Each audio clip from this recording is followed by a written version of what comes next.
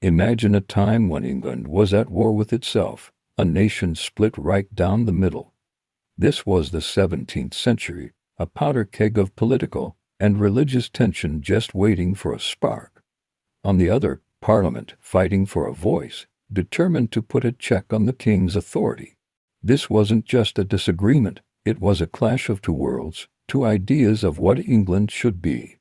By 1642, the tension was unbearable. The simmering conflict finally boiled over, and the English Civil War erupted, plunging the country into a brutal and bloody conflict. You had the Royalists, the Cavaliers who fought for the king and the divine right of monarchy. Then there were the parliamentarians, the Roundheads, who championed a government that answered to the people. It sounds like a clear-cut battle of principles, right?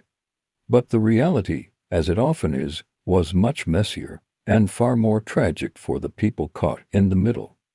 Who were the people actually fighting and dying in these battles?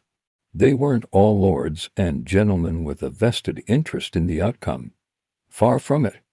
The vast majority of soldiers on both sides were ordinary men, farmers, blacksmiths, laborers. Men who probably couldn't have told you the finer points of parliamentary procedure or the doctrine of divine right. So, why did they fight? For many, it wasn't a choice. Conscription, or the press, forced them into the ranks.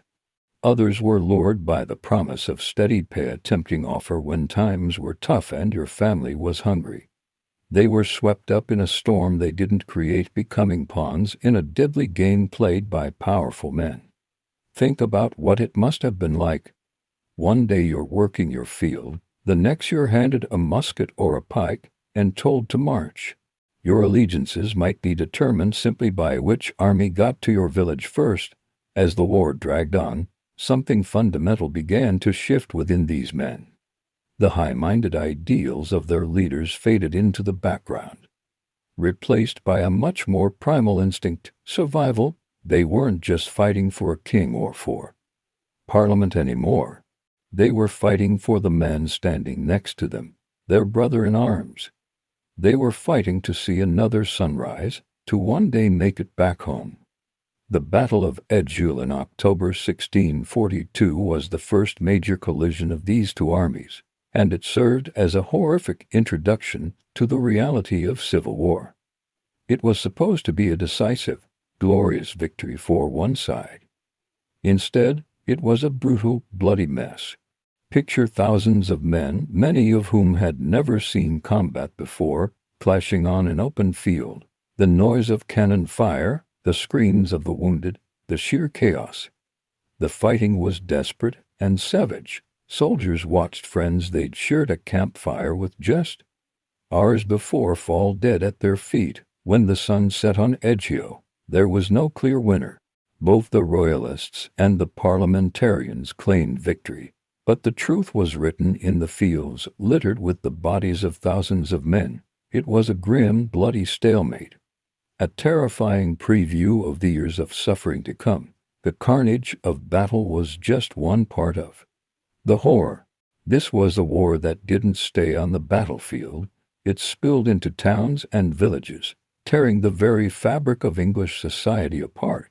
Families were literally divided, with fathers and sons sometimes finding themselves on opposite sides, and itself seemed to weep, soaked in the blood of its own people. The dream of a quick, decisive war died at Edgehill, replaced by the nightmare of a long, agonizing conflict that would leave no corner of the kingdom untouched.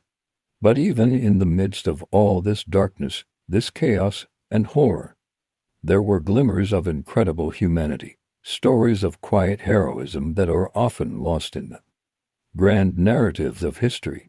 But what about the nameless soldier who risked his life to pull a wounded comrade from the battlefield? These weren't generals or nobles. They were ordinary people who showed extraordinary courage in the face of unimaginable hardship.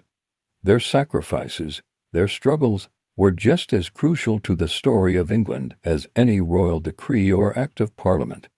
They remind us that history isn't just about dates and famous names.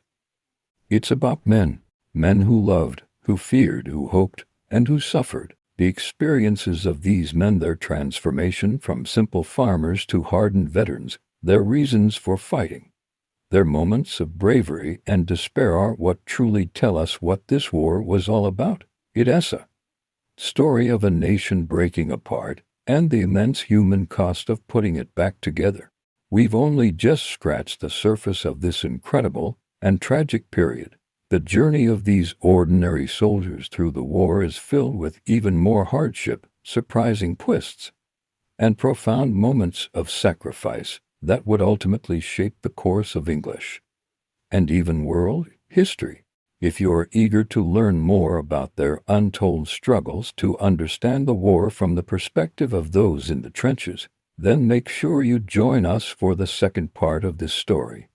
We'll dive deeper into their lives, explore the changing nature of the armies, and uncover the lasting legacy of the men who fought the English Civil War.